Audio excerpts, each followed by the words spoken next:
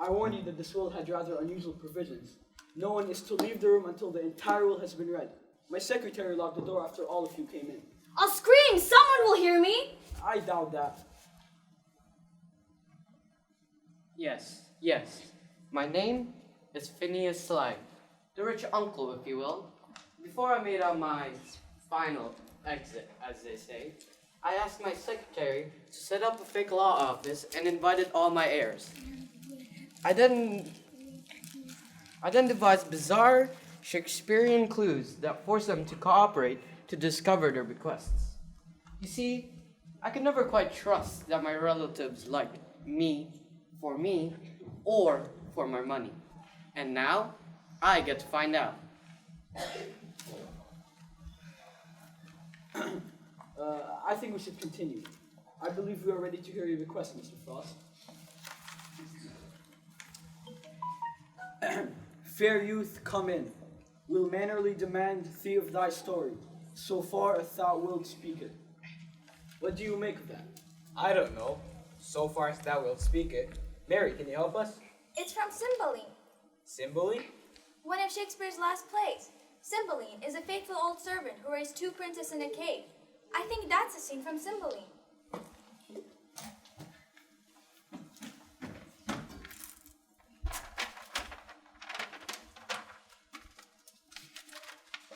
My turn now. To Jim Frost, sole survivor of my favorite cousin. I will and bequeath 100,000 pounds. That's $250,000. That's unfair! I'll sue the estate. Silence, all of you! We'll mannerly demand thee of thy story. Could you clear up this mystery for us now? Mary, I asked you to. No, there's something you must know. Wait, I know what she wants to tell you. You might as well know the truth. I am not Jim Frost. A fraud! Incredible! Then you don't deserve the inheritance. Listen to me, please. Jim Frost was my best friend. Jim and I shared an apartment in New York for 2 years.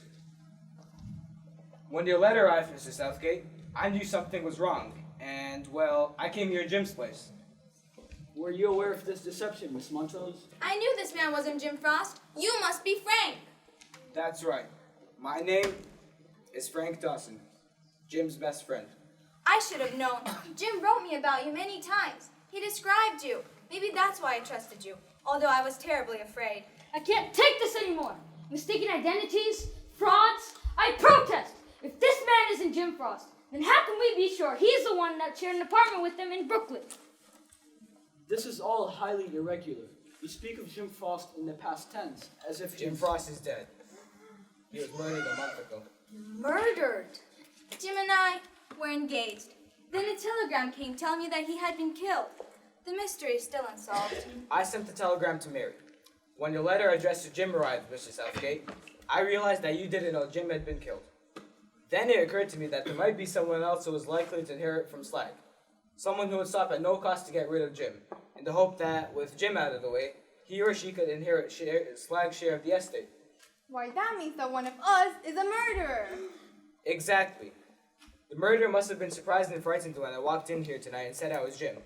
He must have wondered whether he'd killed the wrong man, or if I was an imposter, and if so, who I really was. I must have made him pretty nervous. There's your murderer! Southgate of Southgate, Latham, Abercrombie, and Green. Who ever heard of them before?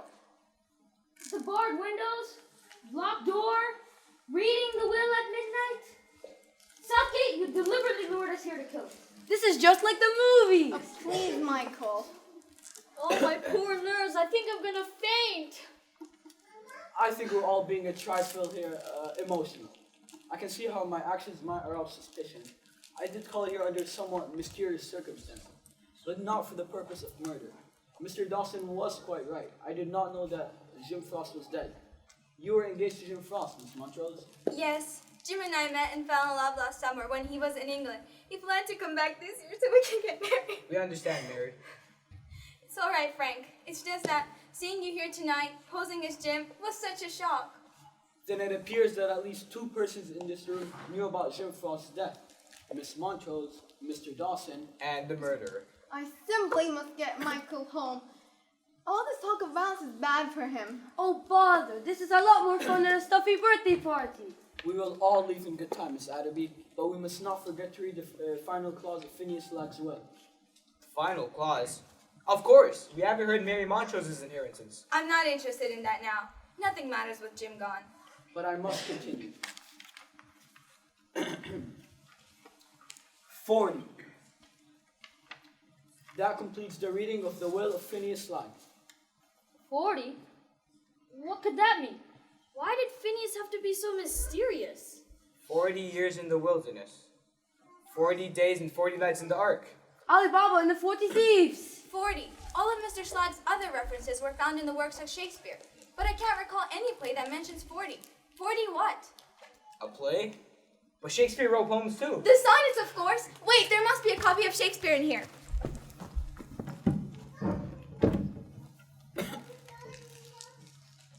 Here it is. The complete works of Shakespeare. Listen, this is Shakespeare's sonnet number 40. Fair youth, come in. Will manually demand thee of thy story, so far as thou wilt speak it. No, there's another one in there. Wait, There's another one. yeah. I think so. There, this one. Here it is. Take all my love, ye take them all. What hast thou more than thou hadst before? Take all. She'll receive the bulk of the estate! An impressive inheritance. Oh, I £500,000. couldn't. I couldn't accept all that money. A wise thought, my dear. Now, if you'll just consent to share the That is estate... quite impossible. The rules of the will must not be violated. It can't be true. It's quite evident that a murderer can't believe it either. It seems as though he has killed the wrong person. Why, he must have thought that Jim would receive the entire estate.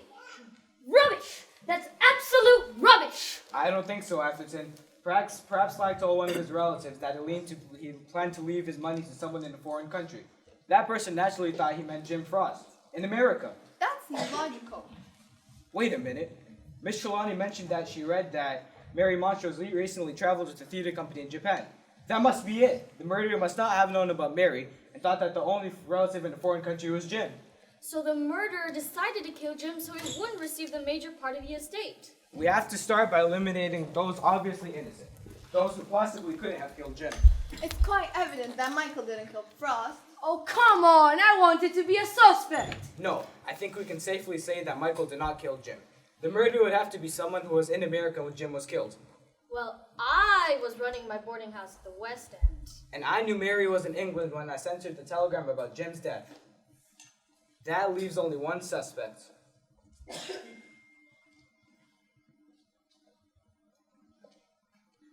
In order to find out more about the truth, we'll have to wait and see when the full play comes out in February. But I can assure you, though, that all is not as it seems, and that there are secrets about my relatives that will surely shock you in Strange Inheritance.